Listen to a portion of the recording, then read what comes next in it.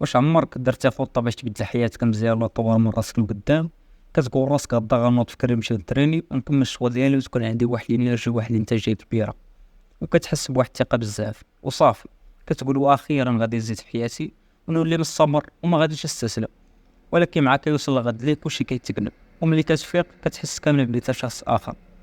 داك الشخص اللي دار دوك التخطيطات البارح ما بقاش، وبدل ما دير اللي قلتي غديرو كتلقى راسك كتهرب من كلشي. الا بان لك هادشي مألوف ما تقلقش، راك ماشي فاشل وماشي كسول. المشكل الحقيقي ماشي في كونك ما كتقدرش تنفذ الخطط ديالك، ولكن في كونك ما فاهمش كيفاش كيخدم الدماغ. الحلقه ديال اليوم غادي نكتشفوا علاش الاستمراريه صعيبه بزاف، وعلاش المشكل ماشي هو الانضباط ولا التحفيز ولا حتى القوه ديال الاراده. والمشكل الحقيقي هو انك ماشي نفس الشخص كل نهار. في الحقيقه راك ديما كتبدل، والنسخه ديالك اللي دارت الخطه البارح ماشي بالضروره هي النسخه اللي غادي تكون اليوم.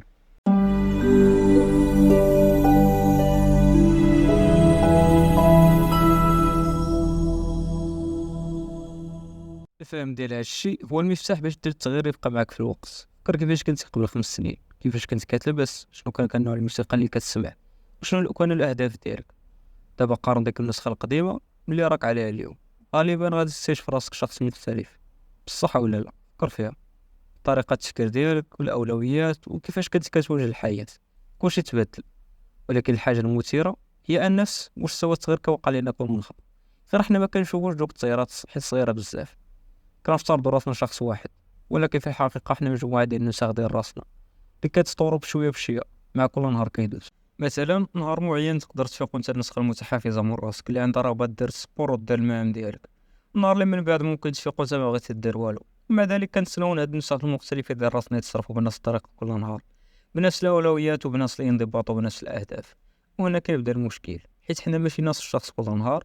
وماشي غير أن الاستمرارية كتبان صعيبة بزاف. والسر هنا هو تبقى تشوف حياتك بحال مهمة فردية، وتبدا تشوفها بحال شي سباق ديال التتابع في شي فريق. نعطيك مثال: تخيل راسك كتلعب شي فيديو جيم، ولكن بدل انت اللي كتحكم الشخصية ديما، كل 5 دقائق كيجي لاعب جديد كيكمل بلاصتك. كل نسخة منك في الحياة ما هي إلا بحال لعبة من السلسلة.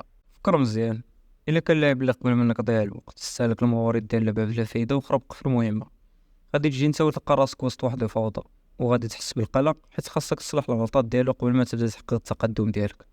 حنا كنظنوا ان الاستمراريه نديرو نفس الحاجه كل نهار بلا ما نحبسو، ولكن في الواقع الاستمراريه بحال مجهود جماعي ما بين نسخه اليوم ونسخه الغد. النسخه ديالك ديال اليوم هي اللي كتلعب دابا، ولكن نسخه الغد واقفه في الدور. الا ضيعتي نهارك في المماطله وهربتي من المهام، نسخه الغد غادي تفيق وسط فوضى ولا تحفيز، ويتعاود نفس السيناريو وتولي اللعبه اصعب. اما الا نسخه اليوم مرتبات الامور وخدت قرارات مزيانه، النسخه ديال الغد غادي تبدا بنفس الريتم وباريحيه كبيره. هذه هي الاستمرارية الحقيقية، ماشي أنك تكون كامل ومثالي كل نهار، ولكن تعترف أنك مجرد لاعب مؤقت في هذه اللعبة. والمهمة ديالك هي تخلي الطريق مزيان النسخة الجاية منك باش تنجح. ولكن السؤال: علاش كنصعبوها على راسنا في الاستقبال؟ الجواب كاين في كيفاش مخنا مبرمج. كاين واحد التحيز نفسي كيتسمى خصم المستقبل future discounting، اللي كيدفعنا نختار المحتوى اللحظية على حساب المتابعة المدى. ماشي خاصك تجري في الحياة بحال شي سباق، حيت في الحقيقة خاصك بحال لعبة فيها نقاط الحفظ سيف بوينتس. ماشي ضروري تسالي كلشي دفعة وحدة، غير وصل للنقطة الجاية. حيت في الألعاب ما كتكونش مركز باش تسالي اللعبة كاملة مرة واحدة. الهدف ديالك هو توصل لنقطة الحفظ الموالية خطوة بخطوة، ومنين توصل ليها التقدم ديالك كيتسجل. حتى إلا خرجتي من اللعبة ولا خديتي استراحة ما كتضيعش كلشي، كتكمل من البلاصة اللي وقفتي فيها. هادشي علاش تقدر تختار تاكل الماكلة غير صحية اليوم مع انك عارف غادي تندم غدا. علاش كتسهر كتقلب وكتسكرول في التليفون وانت عارف بلي غدا غادي تفيق معطل وكامل مخربق؟ هادشي ماشي مشكل ديال قلة الانضباط، ولكن الطريقة كيفاش كيخدم المخ ديالنا.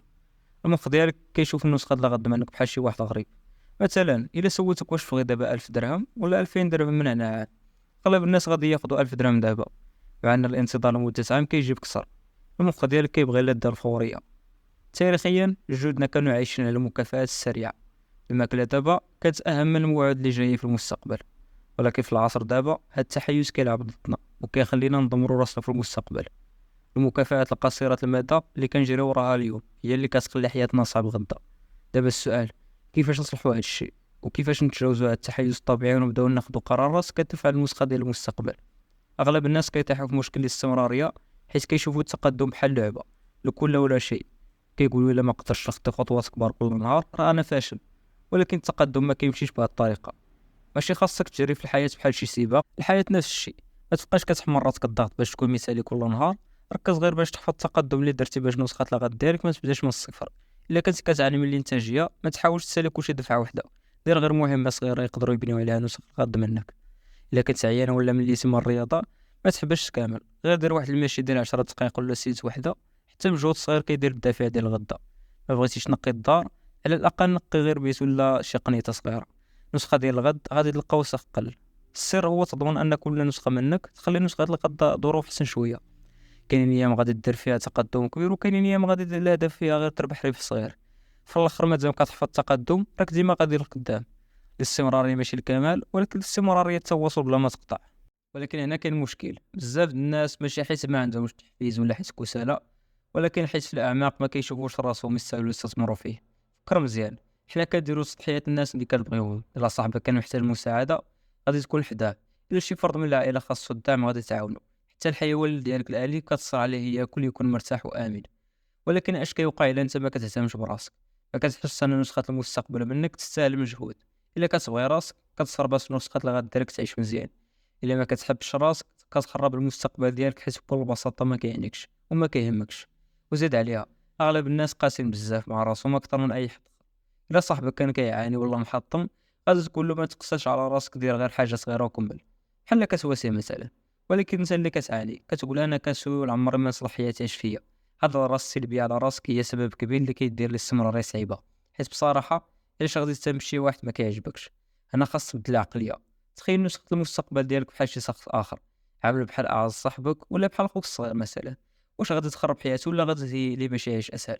كل ما بديتي تكتشف كل نسخة الغد بحال واحد يستاهل المساعدة كتولي الاستمرارية أسهل. الخلاصة، حبس تحاول تكون كونسيستنس بحال شي واحد تابس. بدا شوف الحياة بحال سلسلة ديال اللاعبين كيسلموا العصا لبعضياتهم. الحاجة الوحيدة اللي خاصك تركز عليها هي تخلي نسخة الغد ديالك تبدا من نقطة أسهل. ما تشوفش الحياة بحال جراند متواصل حتى توصل لهدف نهائي. مثلا طريق متواصل شوفها بحال شي سباق ديال التتابع، كل نسخة منك غير تكتسلم المرة الجاية. وإذا كل نسخة دارت جزء صغير مزيان، مع الوقت غادي تبني استمرارية طبيعية وسهلة بلا جهد كبير. ودابا قبل ما نساليو عندي لكم واحد السؤال، شنو الحاجة الصغيرة اللي تقدر ديرها اليوم باش تسهل الحياة على نسخة الغد ديالك؟ جاوبوا في التعليق، وبغيت نسمع شنو التغييرات الصغيرة اللي كتحاولوا ديروا. ولا بغيتو محتوى أكثر بحال هذا ابوني باش توصلكم استراتيجيات نفسية كتحسن حياتكم. وشكرا على الاستماع. وتذكر ما خاصكش تربح اللعبة كاملة اليوم، غير تبطريق اللاعب الجاي يكون عنده وقت أسهل.